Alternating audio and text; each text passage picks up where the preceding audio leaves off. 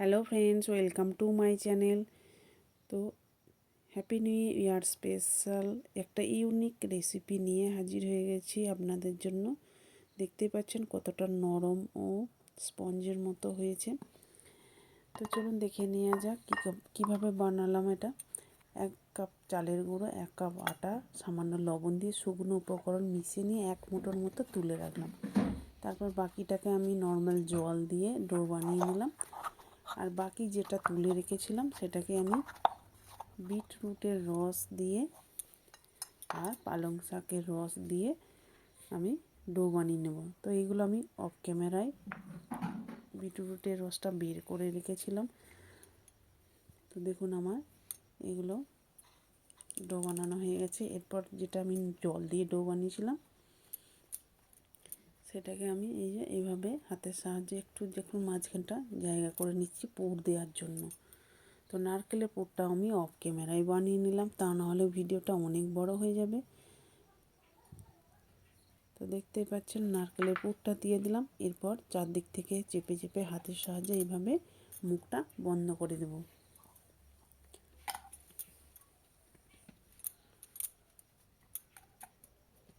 তো আমি এরকম গোল শেপে বানিয়েছি, তো আপনারা চাইলে যে কোনো অন্য শেপে বানিয়ে নিতে পারেন।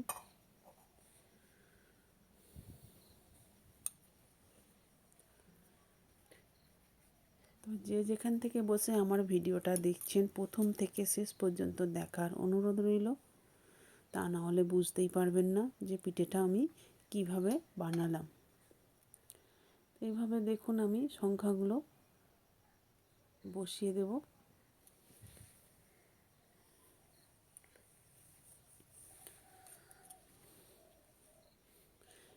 সংখ্যাটা আমার বসানো হয়ে গেছে। এরপরে এই সবুজ পালং শাকের রসটা দিয়ে যেটা বানিয়েছিলাম সেটা দিয়ে আমি লিখব হ্যাপি নিউ ইয়ার।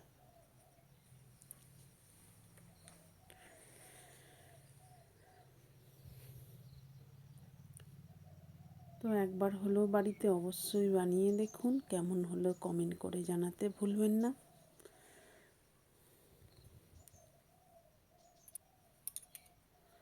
দেখুন কতটা সুন্দর লাগছে দেখতে। পুরোটাই আমার লেখা হয়ে গেছে।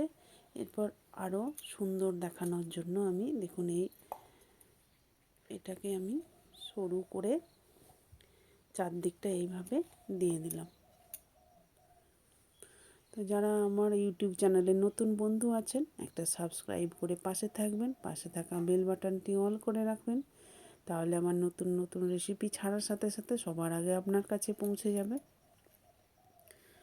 আর আমার চ্যানেলে যারা পুরনো বন্ধু আছেন তারা তো সাবস্ক্রাইব করেইছেন, তাদের জন্য অসংখ্য অসংখ্য ধন্যবাদ।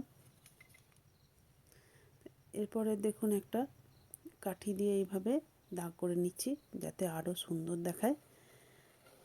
এরপর একটা ছিদ্রযুক্ত পাত্রে রেখে সিদ্ধ করে নেব 10 মিনিট। দেখুন কতটা সুন্দর।